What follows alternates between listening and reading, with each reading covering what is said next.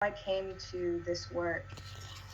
Well, I'm a returner to farming. I'm descended on both sides of my family um, from gardeners, from both free and enslaved farmers, from sharecroppers throughout the Deep South, especially Georgia and North Carolina. And further back than that, I am also descended from free farmers in Nigeria, in Cameroon, in Ghana, and throughout West Africa. And in my farming practice, I like to center that ancestry, that connection. And for me, when I started farming, when I was 14, it was my very first summer job. So, and when I started farming, it was very much about um, learning who I was through connecting back to the ancestors I didn't know and connecting back to our ancestral land work, and finding ways to build and sustain my community through that work.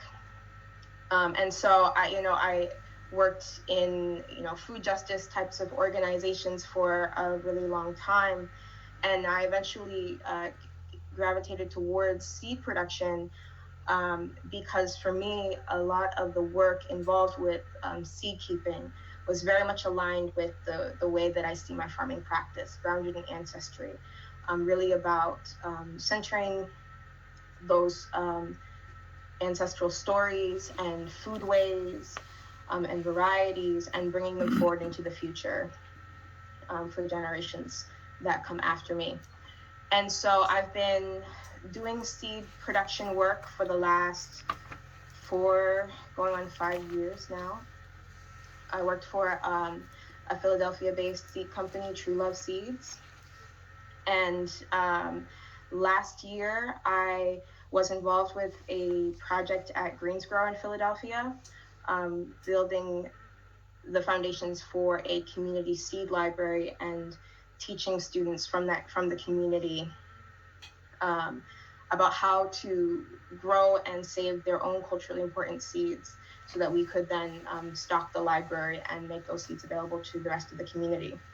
And then this year, I'm focusing on building up a seed farm that can support me and my family, and make African American, Afro Caribbean, and West African seeds more accessible to everybody. Thanks, Mira. And finally, we have Jembry. Yes, let me show off these babies here. Let these seeds speak that I grew last summer. About 5 varieties of like flint corn that you kind of use more for cornmeal, and of course also seed saving and seed swapping. I am just honored to share in the space with these wonderful kindred spirits from around this earth. I'm calling in from this bioregion on some land that's about 30 acres. It sits at the foothills of the ancient Appalachian Mountains, land that is nourished by the Kentucky River watershed, and land that is heavily mineralized with limestone rock, as a reminder that seeds without water and without soil sit for a long time. But I am sitting on land that was seeded for, we say, at least 10,000, 15,000 years by the indigenous Cherokee and Shawnee peoples. And we're still trying to learn some of that ancient wisdom in our work today. I come from about 7 generations of what I call agrarian intellectual activists, who were brought to this space that I'm living on now out of Virginia in the years about 1800.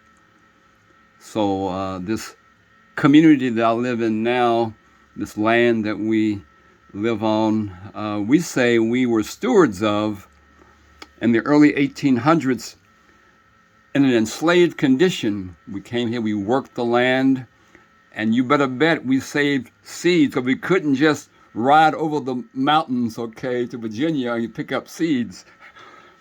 But we learned to work the land.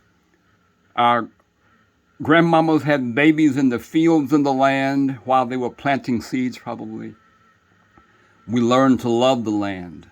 So that's where I'm calling in from. My great-great-grandmother, when the Civil War ended, was known in this area as the midwife. So she was helping to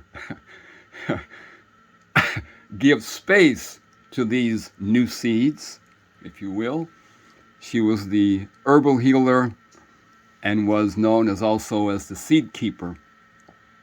So as I was growing up in this area, and we were always out here on these family farms, there were always cans of vegetables in the cupboards, and there were always meat in the smokehouse, and there was always jars of seeds somewhere around our family farms. So I kind of grew up in this, again, agrarian, intellectual activist culture. And what I do now, I just say, I just don't know any better. That's what we did. My great-grandparents, who were children upon emancipation, one went on to Berea College, 15 miles from here, where he learned some of the finer arts, if you will. And of course, farming is an art. We don't think about arts typically as agricultural wisdom and culture, but I think we should think about that. It's the most fundamental of human arts. But then these grandparents of mine were friends with George Washington Carver, and of course he's known as the peanut wizard. He worked, as we know, with all kinds of seeds, and he very seldom gets any recognition, any thoughts in all of our, wonderful, don't get me wrong, wonderful seeds and regenerative agriculture kinds of conferences and meetings. He gets little recognition that he took that seed called the peanut and developed 300 plus items from it, 200 from the soybean, and I could go on. So I've been very blessed to come out of this kind of this family culture, and I have currently about a year ago joined in with the effort Ujama Seed Cooperative. Have been working in various ways with Ira Wallace at Southern Seed Exposure, and I joined up with Slow Food USA back in 2008, and we have a international project called the Ark of Taste, where we try to, locate and itemize and help preserve and protect various things, but not just seeds. So again, just honored to be here. Love you.